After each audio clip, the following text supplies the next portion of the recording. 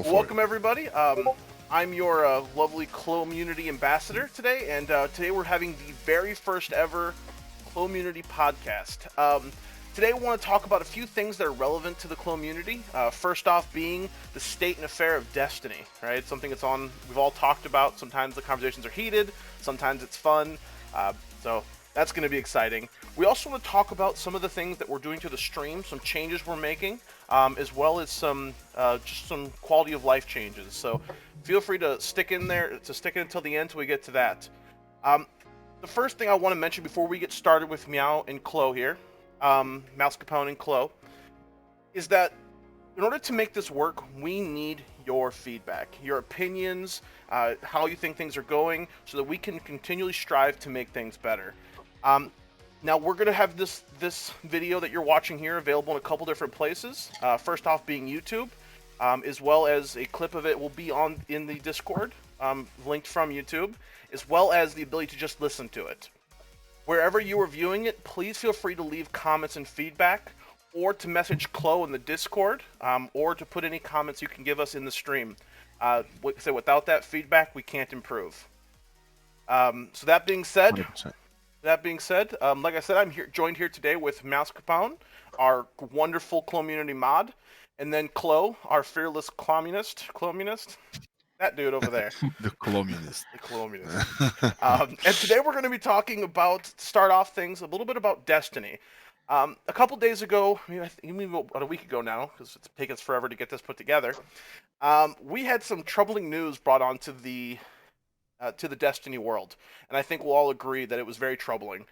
And today we're going to talk a little about that. So the piece I want to talk about, the quote I'm going to read to you guys is from Windows Central, and it dives into an interview that Luke Smith had, and there's actually a quote from an interview, and the title of the page I'm quoting is Bungie's Luke Smith wants to bring more identity to Destiny 2's classes. I'm going to read this really quick, and I'm going to hand it off, and we're going to have a conversation.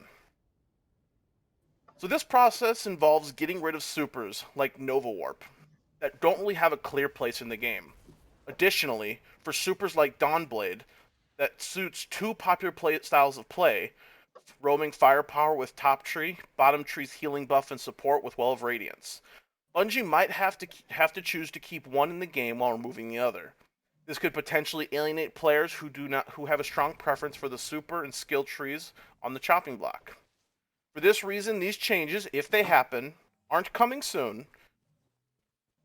Smith commented that they are something that the studio would like to work on a long enough timeline. But for now, players can expect Destiny 2 light supers and subclasses stay the way they are. Now, guys, I know we're about to dive into this. I know this is a difficult thing to talk about, but because this is something that's kind of gone along with something we've experienced over the last couple months, right, with the sun setting and everything else. So I want this conversation to really be from the aspect of Destiny 1, you know, how we had the supers were there, to Destiny 2, to now Beyond Light with new super classes. So I'm going to invite Chloe and Meow to come on here and see what your thoughts are. Hell yeah, man. Thank you. And thank you to both of you for being here. And thank you, Leaves, for putting this together. And thank you for the intro. The first thing that I can say is, like, if anybody's been the naive one, it's been me. For all these years, and Meow will probably harp on this during the conversation, but like, I have been such a diehard Destiny fan since day one. I know we all have been, but you know, we've kind of seen this story before with other things, and we were talking about sunsetting now, and a lot of people are experiencing they're delivering it in a different light as what they did this year, and how they've been talking about it, how they approached it, how they pitched it. And I thought I was the first one to say, you know what, it's not a bad idea. I get it. They got to cut stuff. It's too much in the game. It's too much work for them to handle the whole balancing thing. And I genuinely believe that, hey, Beyond Light comes, they're just going to come out with all these amazing new weapons that are going to replace the old weapons that they're taking out. That the new weapons will already be balanced and ready to go. Clearly that didn't happen, right? And if we're going to the supers and the conversations, you know, that Luke had here with Polygon, it just feels scary because it seems to me like we're going down this path of simplifying the game and cutting stuff that are difficult to balance and complicated to keep in the game to make it easier for them to continuously support it and develop it instead of them perhaps exponentially growing their team, which I know they mentioned they will, but this still they keep kind of poking us with these. Hey, we might remove this, and this might change down the road. And the same thing with the DCV. Meow was the first one. He's like, this is a bad idea. It's not gonna be good for a game. And I was like, no, Meow, it's gonna be all right. I promise. And then, you know, here we are, kind of. And like for comments like Nova Warp is doesn't really have a clear place in the game. It did. It was a PvP super, 100%. It's not a PvE super, but there's still players that use it. There's much less now because they have more options, sure. But to me, it wasn't like it had its place. And when you talk about things like Dawnblade, like that's the big one. Those are amazing supers, both of them. And you're gonna cut one of those, that's scary. That's scary to me. It doesn't matter what kind of a like. I get it. It's not happening around the corner. It might be a year and a half from now. It's just the mentality, the thought process that this is the direction that we're going is unfortunate and scary because I think the game was in the best place it's ever been 5 months ago, 4 months ago, when the last season, like with everything that was happening and the hype for Beyond Light, like it was just awesome. And then, you know, it just kind of fizzled out. I don't know. I don't know how else to describe it. That's the biggest problem that they have right now is they are normalizing, or at least trying to normalize the community to be acceptable, like to accept content being pulled from the game. Yep. Now, if any other studio, any other MMO, any other RPG, like any other like web or online based game said we are going to pull out chunks of our game and aspects of the game and not replace them with anything, even if it's stuff you've paid for, there would be pickets in the streets, people in front of their studios, or it would be people with signs. But there's nobody doing that with Bungie right now because they don't have competition. They are too comfortable now. They are too comfortable. I mean, look at what happened with Anthem. Anthem has its 2.0 thing coming out, but I'm pretty sure, if I remember this right, the last time I checked, it had less congruent players on Twitch streaming than Barbie Explorer 3. And that... Listen, man, Barbie Explorers. Fair enough. But you can't... They are on the throne. They are on the mountaintop. They cannot be displaced. They know that, though. And that's the problem, is that they will continue to keep doing this unless people keep saying things, unless people keep pushing, unless people stop buying things from Eververse. There's a lot of things that like we as a community need to do to push back to stop a lot of the stuff from being taken out. But if we're going back to kind of like the root of our issue here, or the root of our like discussion point today, we're going and looking at these supers and looking at them possibly taking it out. Obviously, based on everything I've said so far, there's no reason they should be taken out at all. They should be either reworked to be more useful, have their roles changed, or redistributed some way into the subclasses themselves.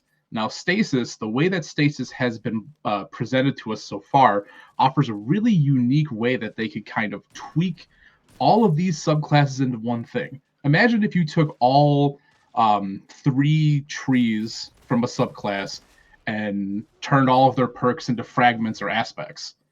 And then suddenly you can mix and match everything from subclasses and be able to play how you want. Now, granted, there will be some things that work better together than others. There will be some things that'll need to be tweaked. Even some perks might actually have to be removed for that system to work. But if they did something akin to that, I think that they could actually save all of that content instead of getting rid of it. They could reuse it and reimagine it into something better. Yeah. I mean, I agree, and that's why I'm so confused by the statement of some of it might have to go away because they're talking about let's use the same system as Stasis. Great. Granted, I think that we were in a pretty similar spot in Destiny 1 with how the trees work. Not as open because you couldn't easily add stuff to those. But right now, you're able to add, just like you said, every season could release new aspects and new fragments, and it could be updating abilities. It could even change the actual super itself because you say, equip this aspect. Now, instead of the tornado, it's something else that comes from the hunter, right? Etc.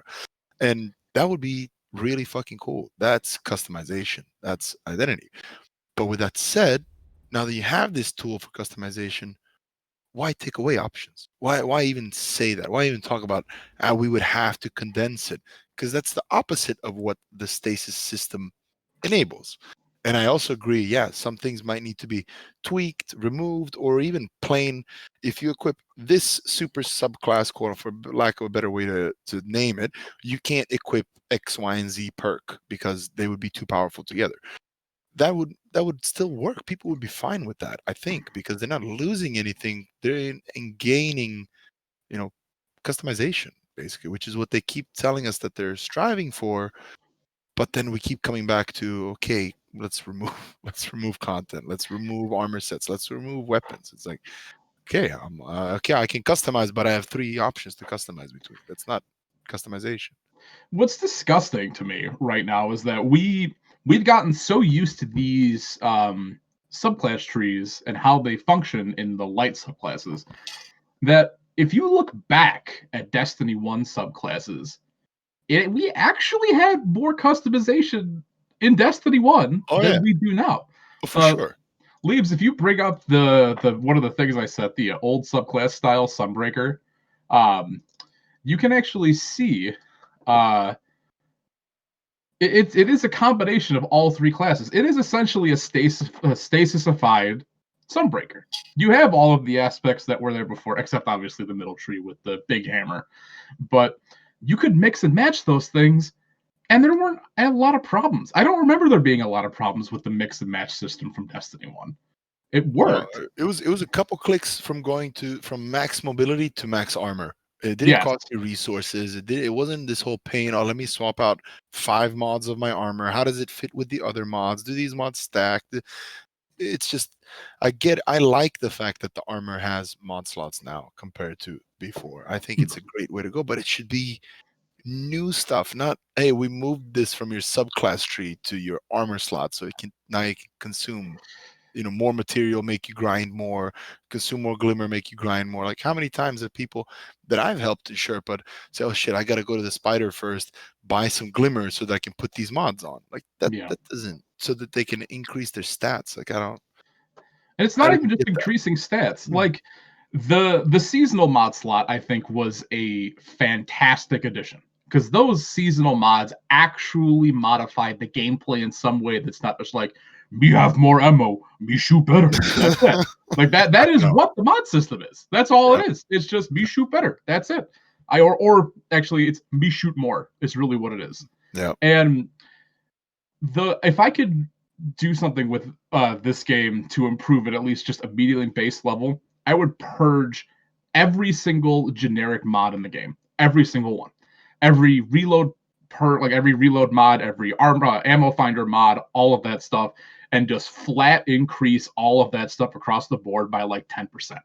10% Mhm. reload speed and everything, 10% more chance to find ammo when you do things, just Are all of you're that. saying I mean, we're using different words, but you're saying the same thing. Like, I was talking about more the stat side, like recovery and Yep. resilience, all that shit. But it's the exact same thing. That shouldn't sit in the mod slot. It could be infinitely creative with the mod slots, but they're just, I They're don't know why. so You know, they're so afraid to let us turn it up to 11 because I feel like when we get there, people just come out of the woodwork and are unhappy, or at least there is the vocal minority of unhappiness when the power balance shifts and things feel a little bit too Uh, strong. well, I have a point to that though. Remember, end of Destiny 1 when they turned it up to fucking 15. They unleashed everything at once. And no, not a single fucking person complained. Everybody was overjoyous. It was actually some of the best times in Destiny 1. I Is will when they just unleashed. We actually got to feel like God Slayers for once, and not just some dude with a hand cannon running around trying to spawn one mind cells, right, I Leaves? And I remember the day the Age of Triumph trailer came out, and we were like, "Oh, what's this?" And suddenly you see Vault of Glass, Crota's End, and King's Fall. Oh, all of these are going to be brought up to current levels. They have new armor sets, new ornaments you can get. Exotics are all coming back. Everything's retooled. Everything's better again. Do whatever you want. Have fun. And that probably was the golden age of Destiny. Now, we won't talk about PvP because it kind of got left in the gutter in that point in Destiny's life cycle. It did. And that's coming from a PvE player. It was Yeah. kind of nasty. It was kind of I spent a lot of time in PvP in Destiny 1, and I was really excited to get back into it when Destiny 2 launched. And then man, Destiny 2 launch was brutal, man. Brutal on PvP. I'm going to use 2 hand cannons because it's okay. It's like, no.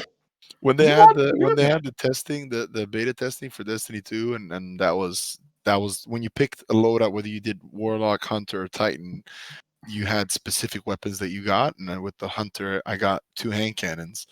And that's what I rocked. I rocked 2 freaking hand cannons in Crucible. It was 4v4. It was the slowest, most boring PvP experience I've ever had in my life. 2 words. Uriel's good. Yeah, right. Shit.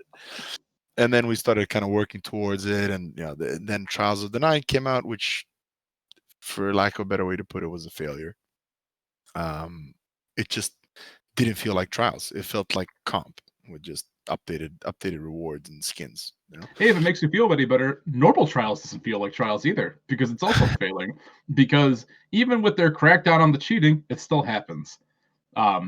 People will just kind of go in and they will just get. Let's reel it back in, guys. So the point of our conversation, because we could spend tangents for hours talking about this. Fair enough. So let me play just a slight bit of devil's advocate here for you guys to bring the conversation back slightly. So 100%. One of the things that we know that Destiny is trying to do in the new expansions, the Witch Queen, and whatever one's after that, Lightfall. They're bringing out new subclasses or new super abilities. So we're gonna have corruption and then to be determined. With that, we will then have 6 different elements being introduced to the game. 6 elements introduced in the game, and we will have 12 supers on the light side and 3 supers on the dark side, essentially. Isn't it fair to maybe branch out this concept? Because in other MMO games, and I know Destiny isn't a pure MMO in the sense that it is what it is, it's a game service game.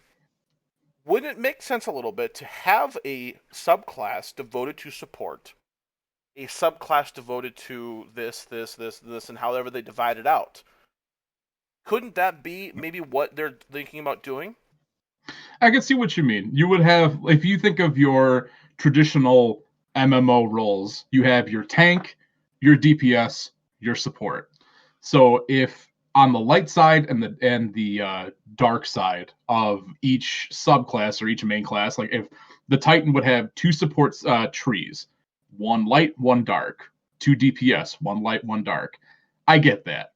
I get where that would come into play and it would work well because it lets you kind of mix and match. Like, let's say Titan support tree would be Sentinel Titan. Like, you would just have Ward of Dawn, that's your damage amp, or you would have your Darkness, which would maybe apply weaken effects or something like that. So you have a way to kind of cross both over. But I think you can do that without sacrificing the other aspects of the current trees that exist in the light subclasses by mix and matching them in with different aspects. That's the glorious thing of the stasis super and the stasis subclass, is that with aspects and fragments, the possibilities are limitless if they're willing to work on them and apply the correct perks and things to those trees. There's no reason why you couldn't have an aspect that changes Nova Bomb into Nova Warp. There's no reason why you couldn't slot fragments that give you the Devour passive things. Things like that. You can add those things into the game, mix and match, and then everybody's happy because you can do whatever the heck you want. And if it's stupid and it doesn't work, it's on you because you're the one who picked those things, and you can mix and match things that actually work if you want. Yeah. And that is, you know, that's the cadence that we keep going into. They reel things back. They feel like, oh, they're getting a little bit too powerful. They turn it down way too much. People get upset. Then they feed some back. You get a little bit more powerful. Then they turn it back. And we keep doing this dance back and forth of feeling powerful and feeling underpowered. But when you come to this, man, when you're talking about a game that's 4 years old now, and these supers have been around for playing with these supers for, you know, they're starting to play for the third year now. So they've had it for quite some time. And like Meow said earlier, this is paid content. It's not something that they got for free. It's not something that was seasonal content, something that people spent their hard earned money on. And to take that away, just I don't know, man. It's a bad taste in my mouth. It doesn't sit right whatsoever. I was an advocate to all of my friends and to Meow when they were talking about sunsetting weapons, removing planets, the whole DCV, that whole aspect. And it's kind of dawned on me what a bad decision it was during Beyond Light. Like I kept saying like, no, this is gonna be fine. It's gonna be good. I get it. They're gonna be able to spend more time on it. But with seeing what happened with sunsetting, and then they follow it up by talking about removing supers, no matter how far down the timeline is, it just shows you where their head is at, right? It shows you where the way they're thinking and the way the game seems to be going. I hope there will be enough noise from the community that they'll skip the idea like that.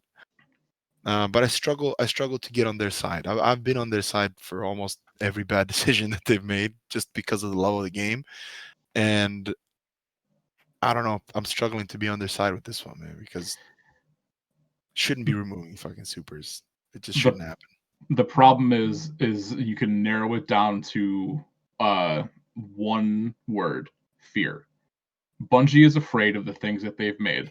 They are afraid that things will spiral out of control, that when they make new content or they make new ideas or they want to go down new paths, that old content will keep shackling them, be it weapons, supers, locations. They're afraid. They're afraid that they won't be able to balance everything or do the things they want to do with the current content in the game. And this is where their 5-year plan is unraveling. They wanted, well, when Activision was kind of umbrellaed over them, at this point we would be playing Destiny 3. I think Destiny 3 was supposed to start with Shadowkeep, if I'm remembering that right. I think Beyond Light. I think Okay. this is supposed to be Destiny. Beyond Light content is Destiny 3 content. That's why they have the 2 next expansions set out already, because 3-year plan for Destiny 3, the same as the previous games. Right. I think. Maybe I'm mistaken, but that's my perception. The reason they're so afraid to kind of deal with this old content is because I think they were planning on doing a third game, and now they're like, well, why would we do that again instead of just putting it all in Destiny 2? And the other side of this coin is, if we had to start over a third time after how Destiny 2 went up until this point, we're thinking, like, you think we're hemorrhaging people now? This game would be dead in the water. Destiny 3 would probably be dead in the water right now if they came out with this amount of content and we didn't have stuff already in the wings, like all of the guns that we Yeah, if learned so this was far the and amount of things. content they came with, yeah, I agree with that. Yeah, because while you were saying that, in my head, I'm like, you know what, man, I might have preferred a Destiny 3 over what the hell is going on right now. I like genuinely, I wouldn't have minded to start over the grind, start earning new exotics, but that would entail 50 new exotics and hundreds of new weapons and all that to be prepared, which Which we didn't clearly get. isn't. Yeah, Yeah. which we didn't get. Clearly is not there right now. So yeah, if you say it like that, with this amount of content, yeah, nobody. It's not even half a game. It's nowhere near that. Right. If you look at it, it's a small expansion, is what it is. It's not even a big expansion. It's the And Crota's end of King's Fall. I mean, taking uh, King level expansions, and yep, that is depressing and sad. yeah, Um, you yeah, can't it is. just kind of you can't keep putting out expansions like this. You can't keep tailoring content like this. And even beyond this, I know we're talking about supers and stuff, but when Luke Smith came out and said we will never have a Forsaken level expansion ever again, that is what nuked it for me. That's what really That's hit just like, home. what the fuck? Because I feel like, to me, Forsaken was maybe half the size of Taken King. It felt like that's how it felt to me. And so I'm like, well, if we're never gonna have something half the size of Taken King again, that means we're gonna have stuff the size of Season of the Worthy, and that is not sustainable for players. It's not sustainable for content creators. It's not sustainable for fun. It's just boring. And they, I mean, they keep going. And I mean, you said content creators, and I know there's been a couple different, high profile Destiny streamers that have commented on this before. And I went through this. I'm by no means am I high profile anything, but I felt this way. I was sherping people, helping people. Like last season was so drawn out. It was so dry at the end. We did it like we were so tired of doing the same activities, but I could pick one night to do 7 different raids and take people through all these different content that they've never done before, take them through grandmasters, take them through dungeons, like you name it. And then here we are, and all that's just out the window because that is the replayable content. Nobody's here to replay strikes. Nobody's here to replay story missions.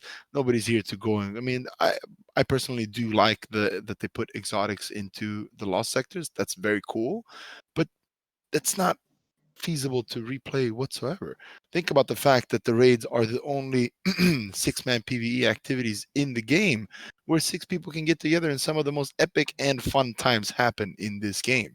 And you just removed, I mean, so many of those raids. I don't understand why they felt the need to, like, okay, balancing planets, we need the space. Go off the map a little bit and just leave these raids as launchable activities. Just literally leave it as launchable activities. And you can even remove the loot if you feel that it's so crazy to have to do an extra armor set, an extra weapon set, and throw in the new world loot from the game. People would still play it. I would still play it. It would be just as fun. Destiny has always been judged by its high points, and the majority of those high points I feel like come from the end game activities, which are your raids, things like trials and competitive PvP, or some other, and like I guess grandmasters or nightfalls. Now that you've removed so much of that from the game, it's just like, why should I keep doing this? Yeah. To kind of switch gears back over to our super discussion, though, Chloe, I got a question for you. Tell me. If you have a team of 2 warlocks, 2 titans, and 2 hunters, what super do you need on each of those people? At least one of each. Which encounter? Shit, depends on what we're doing. Let's say Deepstone Crypt. Deepstone, like for the whole The whole raid.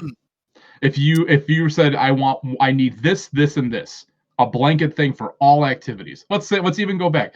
Let's go back for the entire history of Destiny 2. Or let's say maybe the last year.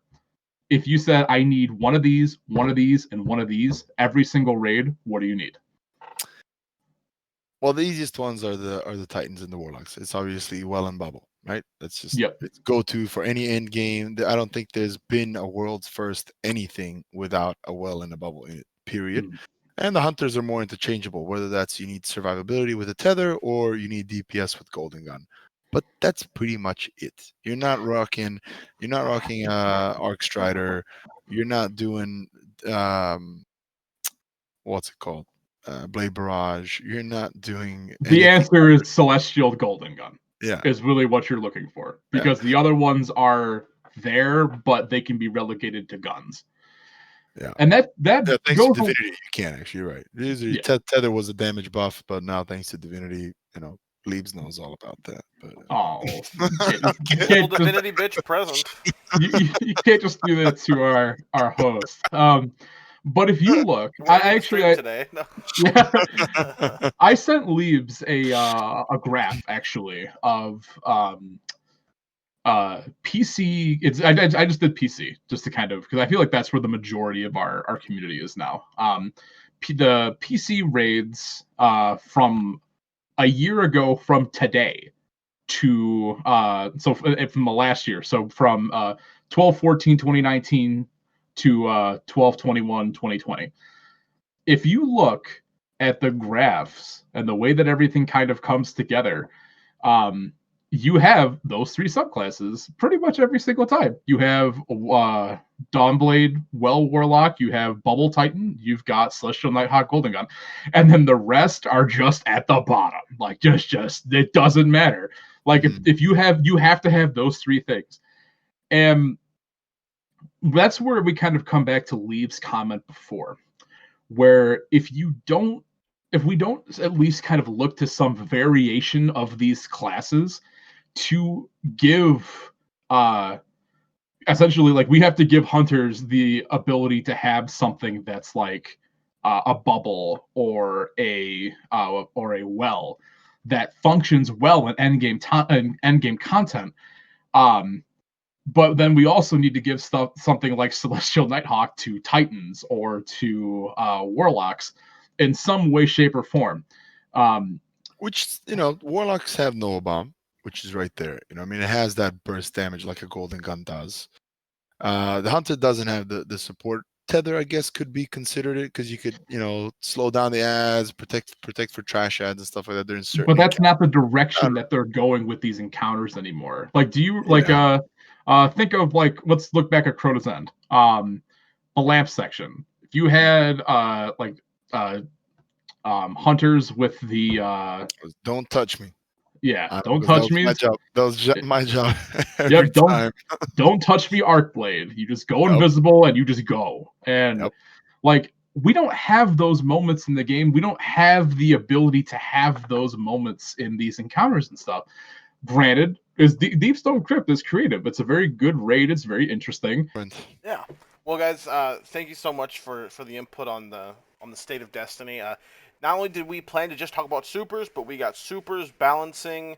We got tons of stuff in there. So thank you guys for giving in and giving your true and honest opinions through and through. And like Chloe just said, if you guys have any comments or want to share on that input, let us know in the stream. Let us know in the YouTube channel.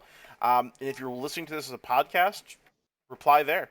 We're definitely interested to hear your opinions and your thoughts and your feedback on the conversation. We're not quite done yet, though. We do have a couple more things we want to talk about. That'll be more quick, more on the stream side of things, which is where the majority of the community is as we're growing. Um, so, one of the things we're doing here today is we are making some changes to the way the community works. Um, the first thing we want to talk about is the future, the future of gaming for the community. And so, obviously, I'm going to throw this back to Chloe. So, I want to talk a little bit about what games we can be seeing, maybe some format changes and shifts, and how we're going to see that instituted, coming, as forth and coming. Well, the goal when we went down this road, right?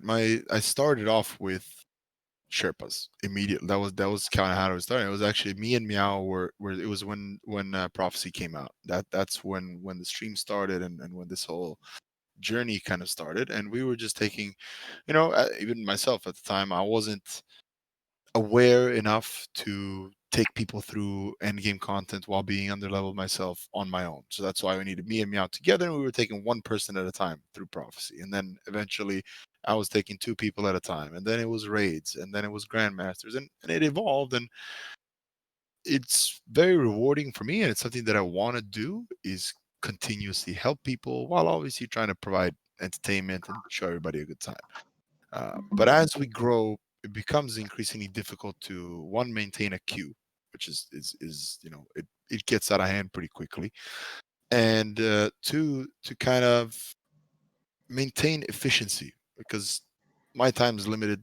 Everybody's time is limited. Unfortunately, we don't have all hours of the day to be online and play. So when we are online, we kind of want to move through the activities quickly. And what I mean by that is it's a shame when we have some people queued up and we finish an activity and then we spend half an hour waiting, trying to reach people, trying to get them in, trying to get on to the next activity, instead of it being a 5 minute process and we get back in, which would automatically result in more runs, more Sherpa runs, helping more people, which is where we want to get. We'll talk more over the next few days, and we'll do that over in the Discord server and live on stream about more in depth about the changes that we're making. But in broad strokes, the changes are quality of life improvements that will reward supporters and viewers, and that'll make this geared more towards people that are actively involved in the community, which is what we want. That's what this is for.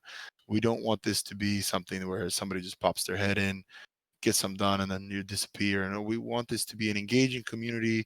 It's an inclusive community where everybody is welcome, no matter your age, your walk of life. It does not matter what part of the world you're from. We have people that speak all kinds of languages in the community, and that's the point. We want to. It's to bring people together, and that stems from LFG communities being pretty toxic. I mean, that's what we're trying to mediate one ship run at a time, and create a home for people. And Must be 1250 light, must have Galahorn. This is Destiny 2. Bring it Gallahorn's not over. the game. It's ported. I Yeah. hacked my game. I ported over my Gallahorn. Yeah. But yeah, that's exactly the mentality that we're up against, and we're trying to provide a safe space for people to have a home.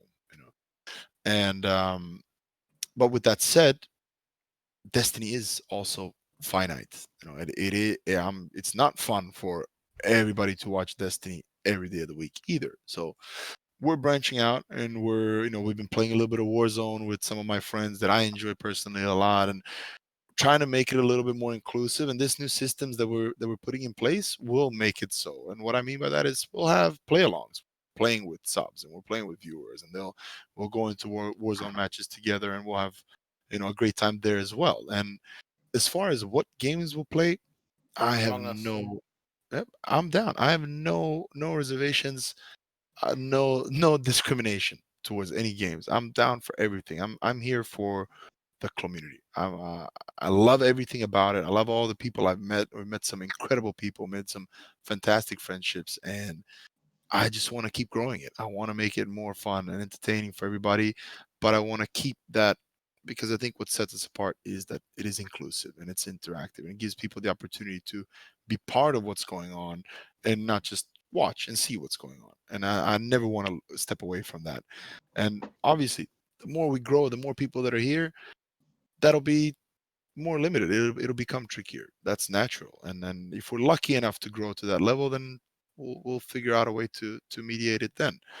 But like a couple things that we're doing now, or a thing that we instituted that I think is incredible, and thank you, Meow, is the stream raiders. I find it personally incredibly entertaining. I love it. I think the viewers are finding it fun. For those who haven't seen it yet, tune into tomorrow's stream. It'll be there. It's basically a mini game where I place out a captain. You'll see a link in the chat. You don't need to download a game. It's all in your web browser, and you get to put out your unit every 5 minutes basically, and we create our own little army.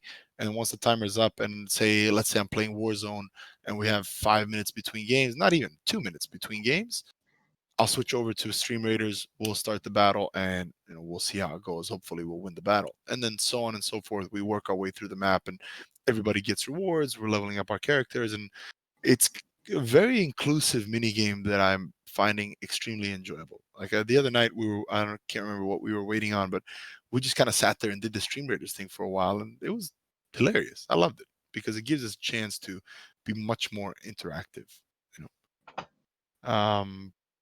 yeah, but that's about it. Like I said, we're gonna delve more into the exact changes that are coming.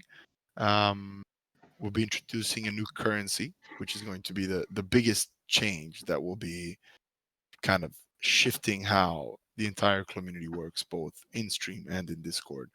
But like I said, more info on that to come. Awesome. Thank you, Klaus, so much. A lot of cool stuff coming. I can promise you that. Uh, the next thing I want to talk about, specifically to you, Meow. So you recently put a comment in the Discord that we all saw, and maybe it wasn't a lot of information about it. Maybe maybe people didn't catch it because the Discord kind of moves kind of quickly. But you looks like you recently are responsible for or helped institute a PO box. I'm happy to do it. So Absolutely. to kind of start off why we did the PO box, I'm going to tell a little anecdote. So maybe about I want to say it was about 2 years ago. I was working at a retail store and I was not making a lot of money. I was working really sad hours and could only play a little bit at a time. Destiny and playing with people like Chloe in our group was the thing I did. And then the worst thing ever happened to me, and my monitor busted. My monitor just flat out broke, and I did not have enough money to get a new monitor. I was just up the creek without a paddle. I thought about trying to get a converter to do an old CRT, like the old tube monitor or something. And like, I might be able to make this work. Um, The whole 7 pixels of it. Okay. yes, exactly. Just one for blood, one for the reticle, and then five for the environment. But Chloe messaged me the day of my monitor breaking, and he's like, "Hey, I have an extra one. I'll just send it to you because we need you up on online playing." I had a monitor which was better than what I had for nothing within 3 days, and I was back up to playing, and that was a hard time in my life where I did not have a way to connect with people, and that was my way to connect. It was instead of just going to work and coming home and going to sleep and doing the grind. Chloe was somebody who helped me uh, keep in contact with the people that I cared about, the people that were well invested in me. Hell So yeah, man. I decided to kind of take the initiative, and especially now, we're at a point, um, and I think in a lot of our lives where we have never been here, where there is more isolation, more kind of uncertainty than we have ever seen in most of our lives. And I think just taking time or just feeling that you can connect with somebody that's not just behind the computer screen, having something where you can send a letter, send something you want Chloe to have, or just have some kind of small correspondence. Just have something that you can send another person. Just say, hey, I watch your stream. It's fun. I enjoy it. Thanks for streaming. It's fun to watch your content. Just like little things like that. Just Or criticism too. Sorry to cut you off. I'm open to it. Feel free. but Happy to just receive it.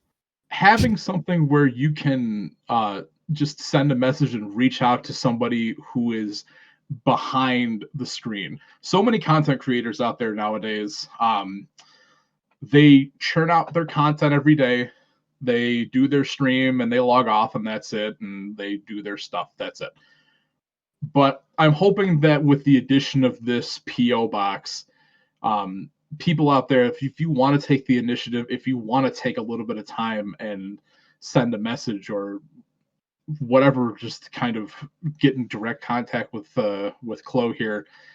I think it's worth taking the time, and it's important to have that avenue open to continue to keep the theme of this whole thing together, which is community, which is being able to talk to each other, being able to outreach, um, and this is a good step in that direction.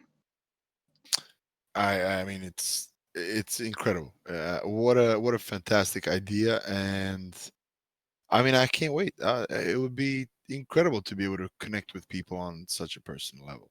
It's fantastic. When he told me about it, I was blown away. I couldn't believe it. I thought it was incredible. I can't thank you enough for it, man. It's pretty dope. I remember the days of we couldn't when I had my newborn, we couldn't squeeze in like an hour to play, and it was gonna take you 20 minutes to ride the freaking bus home from work. And I was like, you know what? I'm gonna send you $10 right now so you can get an Uber, Yep. Uh, get uh, home, and to, ride to, cut, store. to elaborate, that bus ride is about an hour long, and the Uber home is about 10 minutes. So Yeah. yeah, that's how we did a lot of our pinnacle activities in Destiny when we were It in was the it was sad a days. we had a Uber fund that was that was set up so that okay, is today a day? Can I make it home from work early enough should Meow take the bus or should he take an Uber? That was a daily communication between me and Meow, and I'd be like, hey, take the Uber, I'm on my way home, or hey, you know what, I'm stuck in meetings, take the bus, I'm not going to make it Yep. home in time. It's daily conversations. It was Yep. pretty awesome. It was the way we did it, and we made it work. But now that I'm Yep. working from home and Chloe is working from home and doing stuff with his kids, it's like now it's like, well, I will see you every night whenever we want to play. Our fun is dried up, ladies and gentlemen. Yeah. Yep. All right. Well, So guys, we will. Oh, go ahead. I'm sorry. Sorry, Uh, Meow. so, um, so the last kind of thing is we will have the information for the PO box both in the Discord. We'll actually probably also include it at the bottom of this video that you'll be watching, and also we'll have it somewhere on the stream, I believe, from now on as well, if you'd like to outreach. We'll And put the up idea, stream, and we'll create its own text channel on Discord so that it's always there and available. we have a plan for the way that opening mail will be as well. It'll be an accumulation basis, not just Chloe got one letter, we're just going to open it right now immediately on stream. We're going to wait till he has a decent amount and then probably make an event out of it. Probably quarterly is what I'm guessing. Depends on how often you guys want to send me letters, I guess. But yeah, I thought that was a fantastic idea too. Why not share these moments together, you know? And looking forward to it. Pretty exciting. Awesome. Thanks, guys, for joining me today. I do appreciate it. Of the feedback, the conversation, the dialogue. Like we've said probably 6 times, and we're going to say the 7th. Please leave your feedback in any way, shape, or form you feel comfortable with giving it to us. We'll take it. If you have anything you want to add or any ideas you have for the stream, leave it in the comments below. And thank you so much for joining us here on the Klommunity podcast. I'm hoping to make this kind of a weekly thing. Hopefully around there, maybe a little bit less, maybe about that. But we look forward to see you on the stream, guys, and have a great rest of your day. Take it easy, guys. Peace out. Yep. Peace out.